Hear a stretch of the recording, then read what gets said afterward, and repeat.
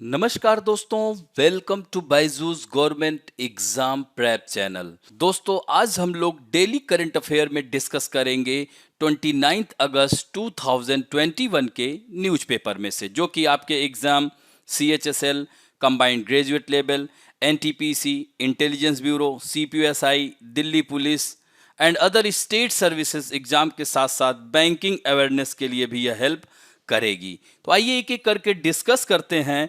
Now we have to discuss about first segment is national affairs, यानी राष्ट्रीय मामलों के बारे में बात करेंगे, जो कि पहली खबर है NSG गांडीव एक्सरसाइज, यानी NSG का गांडीव एक्सरसाइज अभ्यास। तो यह जो है NSG का मतलब क्या हुआ, नेशनल सिक्योरिटी गार्ड ने व्यापक अभ्यास का आगाज किया और यह 22 अगस्त से लेकर के 28 अगस्त तक चला है। तो NSG commandos in this annual exercise named Gandiv displayed their unmatched ability to respond quickly and meet challenges in situations like hijacking and hostage। तो इस तरह से यह अभ्यास पूरी तरह से जैसे विमान अपहरण व बंधक बनाने जैसी परिस्थितियों में त्वरित प्रतिक्रिया और चुनौतियों को मात देने के लिए यह किया गया। गांडीव महाभारत के महारथी अर्जुन के धनुष का भी नाम था। तो यह अभ्यास 30 से 35 ऐसे स्थानों को चुना गया। इस अभ्यास में मतलब 30 to 35 such places have been selected for the exercise. The exercise covers location in various cities of national capital region, Uttar Pradesh, Madhya Pradesh and Gujarat. तो यह जो है राष्ट्रीय राजधानी क्षेत्र के साथ साथ उत्तर प्रदेश, मध्य प्रदेश और गुजरात के विभिन्न शहरों के स्थानों को शामिल किया गया है। तो the ministry of external affair, home ministry, central arm force, police, state agencies and foreign representatives witness these exercise.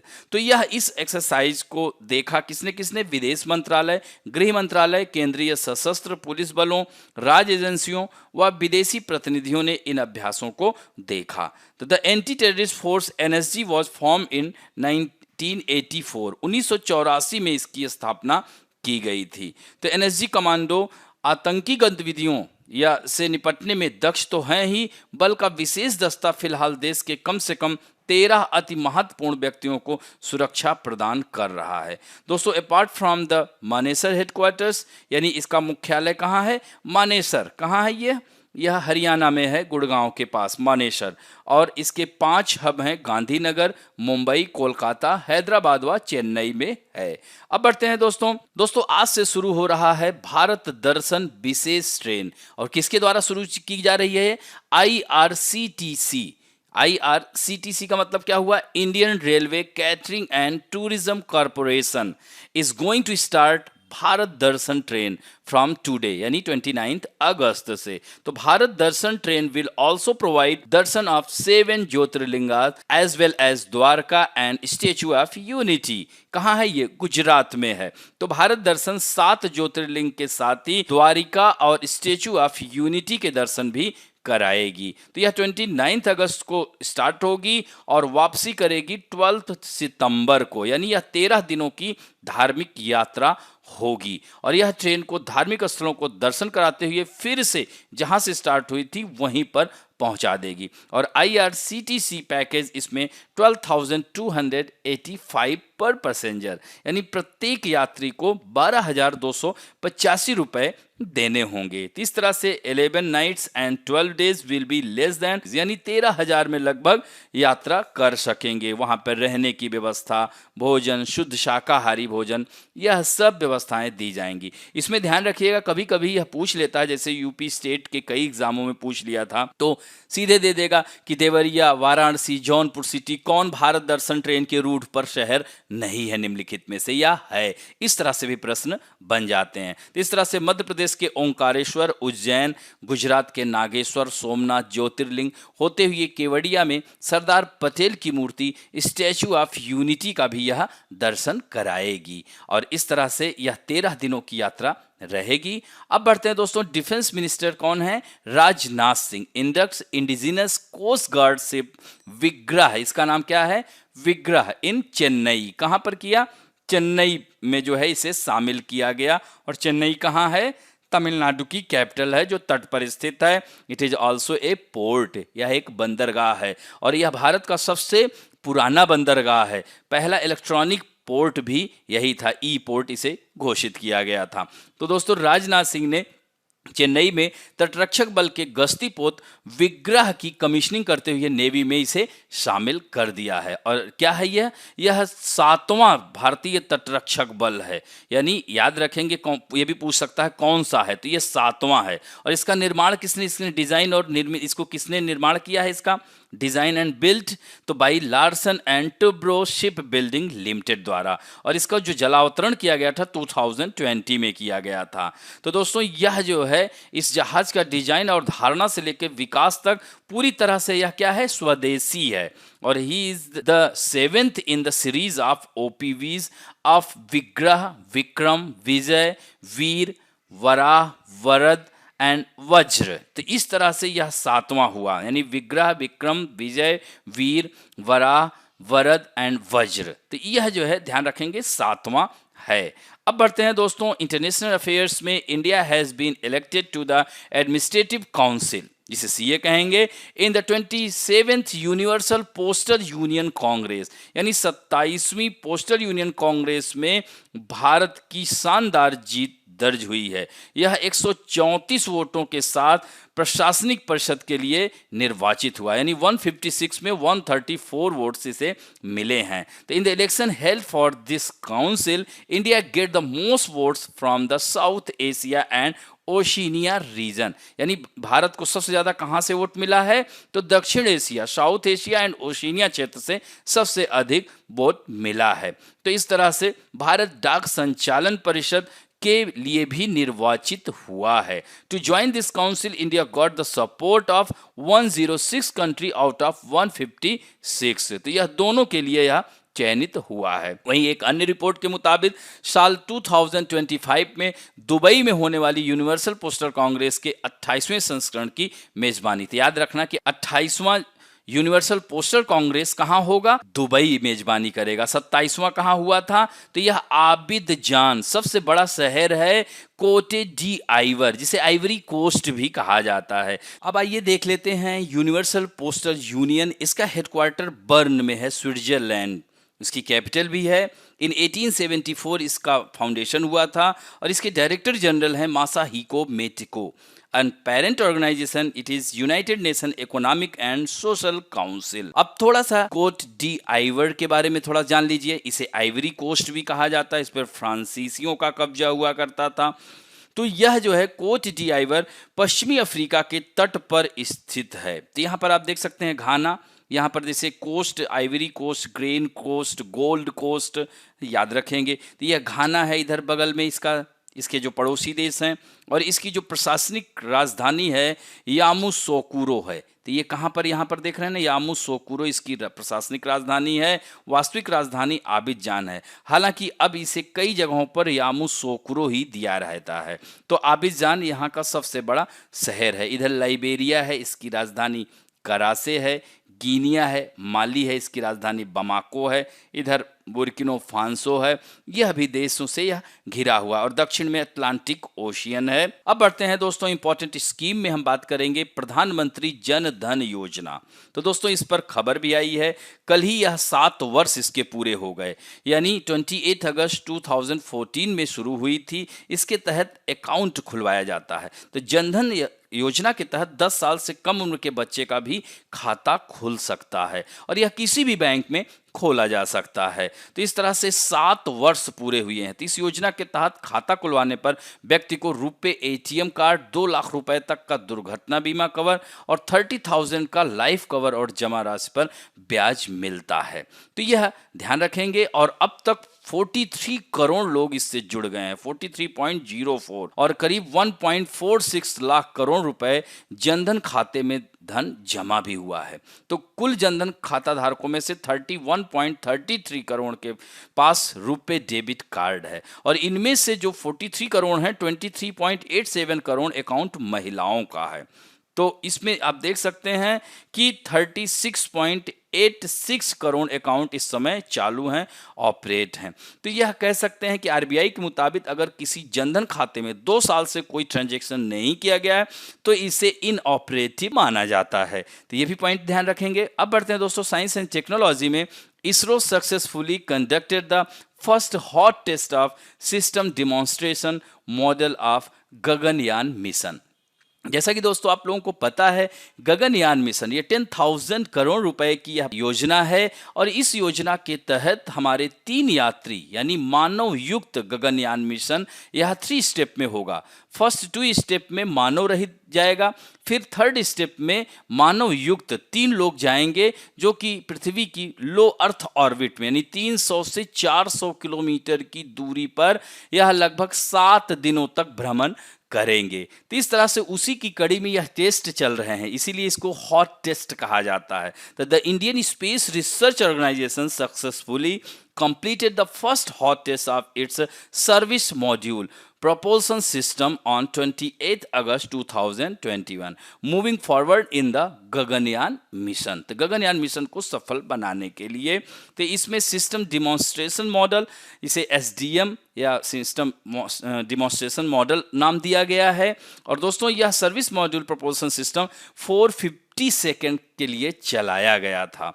तो अभी इसके और कई हॉट टेस्ट बाकी हैं और ISRO said that the test was conducted at the ISRO propulsion complex in Mahendragiri Tamil Nadu. दोस्तों जैसा कि आपको पता है महेंद्रगिरी यहाँ उड़ीसा के गंजम डिस्ट्रिक्ट में भी है और यहाँ पर भी है। यहाँ पर सैटेलाइट वगैरह की मरम्मत भी की जाती है। तो ये ध्यान रखेंगे। तो यह मॉड्यूल गगन क्रू मॉड्यूल के नीचे, तो इसमें जो याद रखेंगे क्रू मॉड्यूल होगा और सर्विस मॉड्यूल। तो सर्विस मॉड्यूल क्रू मॉड्यूल में ही ये तीनों अंतरिक्ष यात्री रहेंगे और सर्विस मॉड्यूल में इसको जो है इनकी सारी सुविधाएं इसमें रहेंगी। तो इस तरह से क्रू मॉड्यूल और सर्विस मॉड्यूल को मिलाकर के यह कहा जाता है ऑर्बिटल मॉड्यूल कहा जाता है। तो यह धरती पर लौटते समय काम आएगा। यह क्रू मॉड्यूल के नीचे जो है लगाया गया है। तो इस मॉड्यूल में यूनिफाइड बाई प्रोपेलेंट सिस्टम लगा है। इसमें 5 इंजन है जो 440 न्यूटन की ताकत पैदा करते हैं। तो यह पॉइंट है, इनके फैक्ट्स हैं, इन्हें ध्यान रखेंगे। और दोस्तों अगर गगनयान मिशन हमारा सक्सेस होता है तो हम विश्व के चौथे ऐसे देश हो जाएंगे, यानी अमेरिका, रूस और चीन के बाद हम चौथे हो जाएंगे। और दोस्तों जैसे अमेरिका के अंतरिक्ष यात्रियों को एस्ट्रोनॉट कहा जाता है, चीन के टेक्नॉट कहा जाता है, रूस के रॉस्कोनॉट कहा जाता है, तो भारत को व्योमनॉट और गगनयान मिशन के लिए गगन नॉट्स कहा जाता है। तो इन गगन नॉट्स को किसने तैयार किया है? रूस ने तैयार किया है। तो इन प्रशिक्षकों को जो प्रशिक्षण दिया है किसने? रूस ने दिया है। तो यह हालांकि कोरोना की वजह से थोड़ा डिले हुआ, तो यह ध्यान रखेंगे। यहाँ पर पूरा हमने बता दिया है कि 400 किलोमीटर के पर अंतरिक्ष में 7 दिन तक यह यात्रा कराएगा।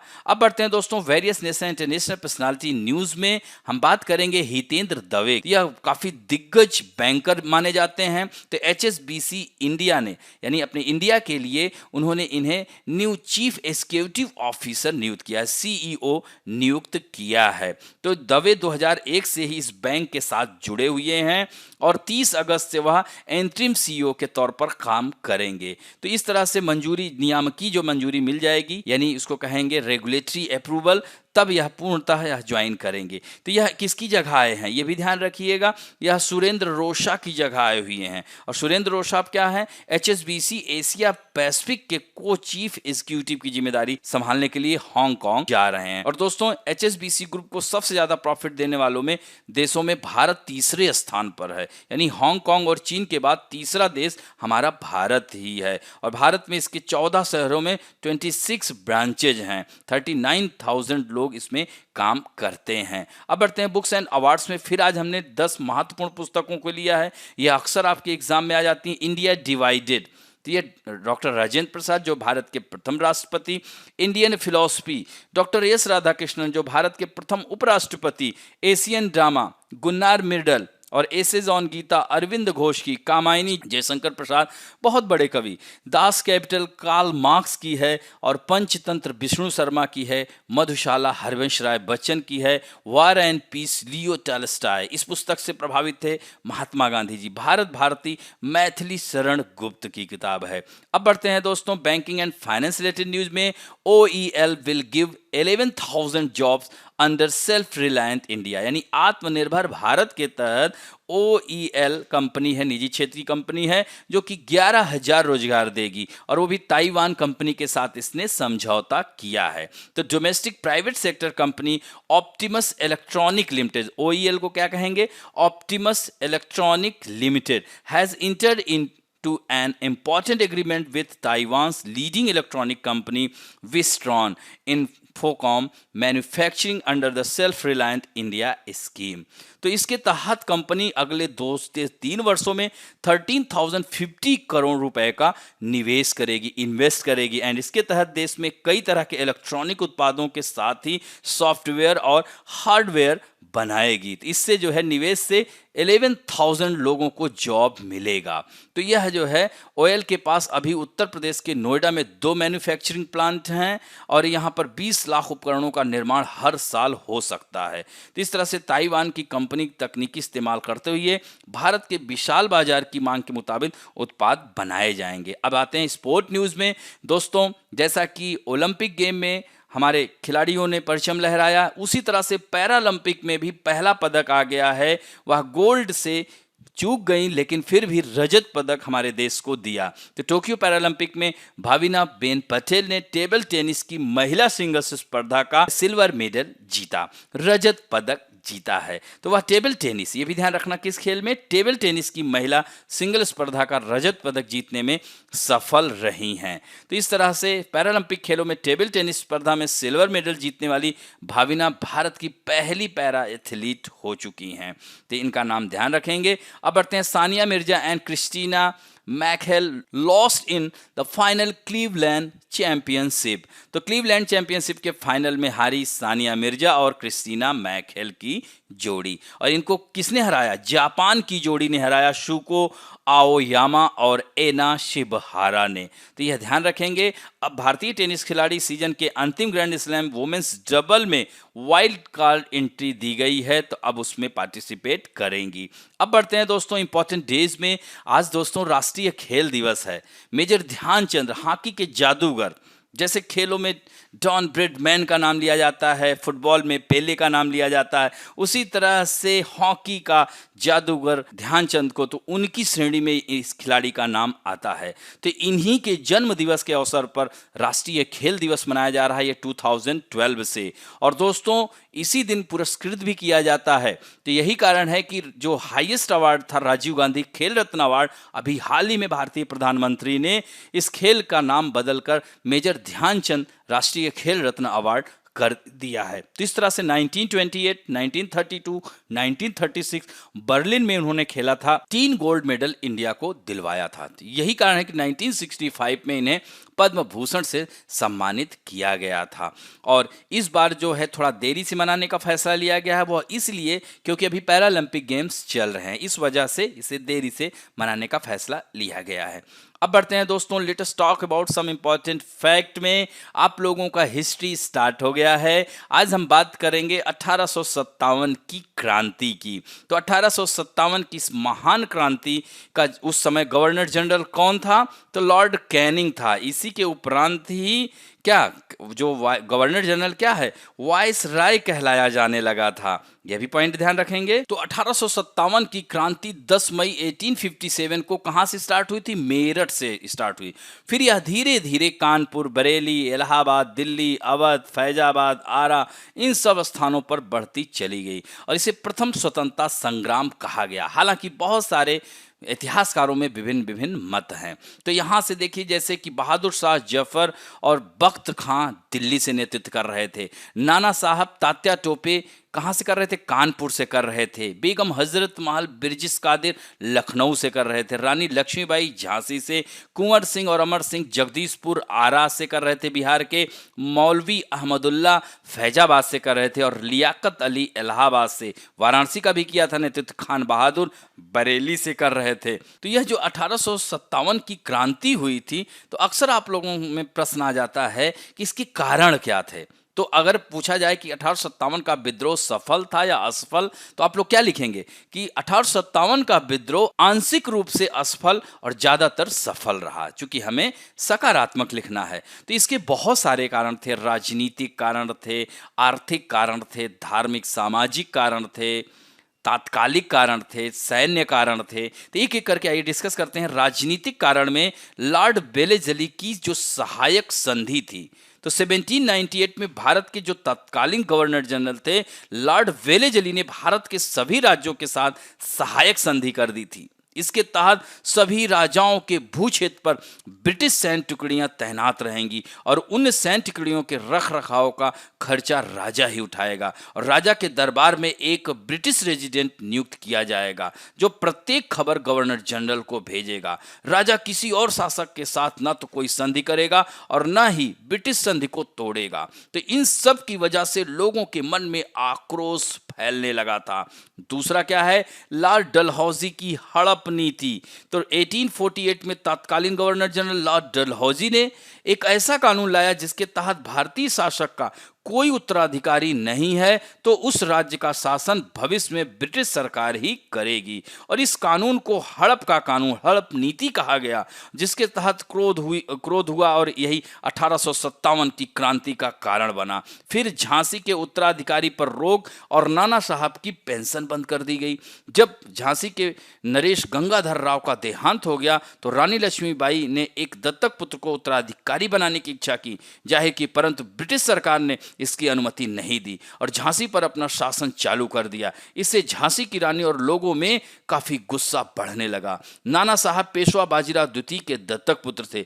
पेशवा की मृत्यु के बाद मराठा साम्राज्य का स्थान भी ब्रिटिश साम्राज्य ने ले लिया और नाना साहब को मिलने वाली पेंशन भी रुकवा दी। तो इन सब के कारण यह विद्रोह धीरे धीरे बड़ा रूप ले रहा था और सतारा तथा नागपुर पर ब्रिटिश का कब्जा, इसी तरह से जमींदारों और किसानों से उनकी जमीन को छीन लेना भी बहुत बड़ा कारण था। ये सब क्या थे? राजनीतिक कारण। इसी तरह से बात करें इकोनॉमिक रीजन यानी आर्थिक कारण क्या था, तो भारतीय कारीगरों से उनका जो रोजगार छीनना, यानी इंग्लैंड में औद्योगिक क्रांति के कारण मशीनों से बने उत्पाद अत्यंत सस्ते दामों में भारत में बिकने लगे थे, जिसके कारण भारतीय कारीगरों का जो रोजगार के साधन छीनने लगे। तो अब क्या होगा? धीरे धीरे जब रोजगार के साधन छीनेंगे तो निश्चित रूप से गरीबी बढ़ेगी और गरीबी बढ़ेगी तो असंतोष बढ़ेगा।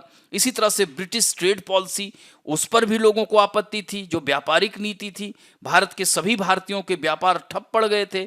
भारतीय उत्पादों को विदेशों में भेजने के लिए अत्यधिक टैक्स देना पड़ता था, जिससे मुनाफे के स्थान पर घाटा ज्यादा होने लगा। यही कारण है कि भारतीय व्यापारियों में भी रोष आने लगा। इसी तरह से ब्रिटिश साम्राज्य की जो स्थायी बंदोबस्त की नीति और अत्यधिक कर, तो इन सब कारणों से यह बड़ा रूप लेता रहा और 1857 की परिणति हुई। इसी तरह से सामाजिक और धार्मिक कारण, तो 1857 का जो है धार्मिक नियोग्यता जो अधिनियम था, तो ब्रिटिश सरकार ने एक कानून बनाया जिसके तहत ईसाई धर्म ग्रहण करने वाले व्यक्तियों को ही अपने पैतृक संपत्ति का हकदार बनाया गया और उन्हें नौकरियों में पदोन्नति, शिक्षा संस्थाओं में प्रवेश की सुविधा प्रदान की गई। तो इस कानून के कारण बड़े व्यापक स्तर पर पादरियों ने हिंदू और मुसलमानों को ईसाई बनाया, जिसके कारण धार्मिक समाज अंग्रेजों पर क्रोधित होने लगा और भारतीय समाज सुधारकार याद हो तो सती प्रथा का अंत, लॉर्ड विलियम बेंटिक और राजा राम मोहन राय की सहायता से, हालांकि यह एक अच्छा था, लेकिन फिर भी भारतीय हिंदुओं ने इसे अपने धर्म के विरुद्ध समझा और ब्रिटिश सरकार का विरोध करना शुरू कर दिया।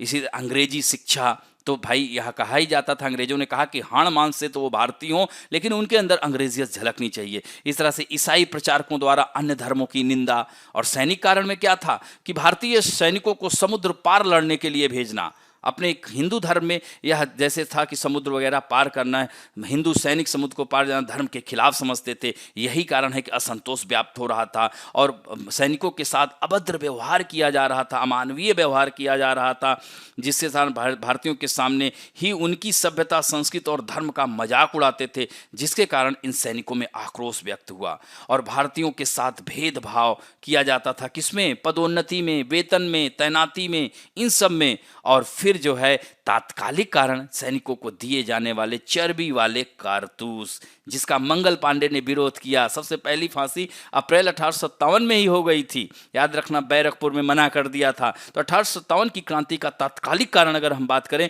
तो चर्बी वाले कारतूस थे। तो इन नए कारतूसों पर सुअर और गाय की चर्बी लगी होती थी, जिसे मुंह से फाड़कर ही बंदूकों में डाला जाता था। तो इससे हिंदू और मुसलमान दोनों सम्मिलित थे सेना में, तो दोनों को धर्म के खिलाफ मानकर उपयोग करने से मना कर दिया, क्योंकि यह दोनों ही वर्जित है, हिंदुओं में गाय और मुसलमानों में जो है शुअर का। तो इस तरह से यही आक्रोश फैला बैरकपुर से और धीरे धीरे यह मई में पूरा उग्र रूप ले लिया। तो यह 1857 के विद्रोह के कारण थे।